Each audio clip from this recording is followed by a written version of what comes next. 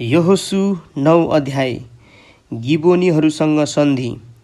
जब यर्दन पारी पहाड र तराईमा र लेबनानसम्म महासमुद्रको किनारमा बस्ने हित्ती, एमोरी, कनानी, परिजी, हिब्बी र यबुसीहरूका राजाहरूले यो सब सुने, तब उनीहरू एक मनका भएर यहोशू र इजरायलीहरूसँग युद्ध गर्नलाई जम्मा भए। तर गिबोनका बासिन्दाहरूले यरीहो र एईलाई यहोशूले गरेका कुरा जब सुने, तब उनीहरूले एउटा चलाखी अपनाए। उनीहरूले थाङ्ने बोराहरू र फाटेका, टालेका, छालाका, दाखमद्दका मशकहरू आफ्ना गधामा लदाए, अनि पुरुषहरूले आफ्ना खुट्टामा पुराना टालटुल गरी राखेका जुत्ताहरू र जिउमा पुराना लुगाहरू लगाए। उनीहरूका खानेकुरा पनि सब सुकिसकेका र ढोसी परेका थिए। तब उनीहरूले गिलगालको छाउनीमा यहोशू कहाँ आएर तिनलाई, इजरायलीहरूलाई भने, हामी टाढा देशबाट आएका हौँ, यसकारण हामीसँग सन्धि गर्नुहोस्।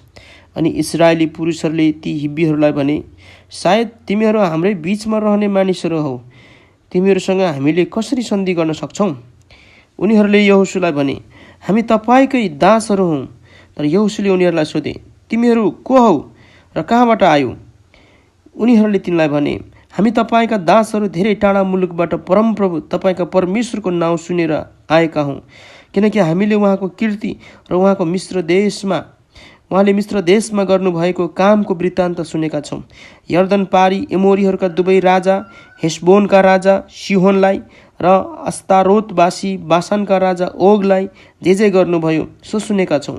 यसकारण हाम्रा बुढापाका र हाम्रो देशका सबै बासिन्दाहरूले हामीलाई यसो भने, तिमीहरूले आफ्नो बाटोमा खानेकुरा लिएर उनीहरूलाई भेट्न जाऊ र उनीहरूलाई, हामी तपाईँहरूकै दासहरू हौँ, यसकारण अब हामीसँग सन्धि गर्नुहोस् भन। तपाईँहरू कहाँ निस्किएर आउने दिन हामीले हाम्रा घरबाट हाम्रो खानेकुराको निम्ति यो हाम्रो रोटी तातै लिएर आएका थियौँ, तर अब हेर्नुहोस्, यो सुकेर ढोसी परिसकेको छ। हामीले दाखमद्द भरेका यी छालाका मशकहरू नयाँ नै थिए, तर हेर्नुहोस्, ती फाटिसकेका छन्, र यी हाम्रा लुगाहरू र जुत्ताहरू पनि लामो बाटो भएको हुनाले थोत्रा भइसकेका छन्। ती इजरायलीहरूले परमप्रभुबाट निर्देशन नमागी उनीहरूको भोजनबाट चाखे, अनि यहोशूले उनीहरूसँग मिलाप गरी उनीहरूलाई जीवितै राखेर सम्झौता गरे, र समुदायका नायकहरूले पनि शपथद्वारा यसको अनुमोदन गरे।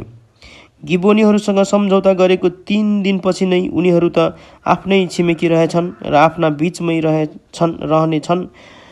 रहनेहरू रहेछन् भन्ने कुरा इजरायलीहरूले सुने। यसकारण इजरायलीहरू हिँडेर तेस्रो दिनमा उनीहरूका सहरहरूमा पुगे। उनीहरूका सहरहरू गिबोन, कपिरा, बेरोत र किर्यत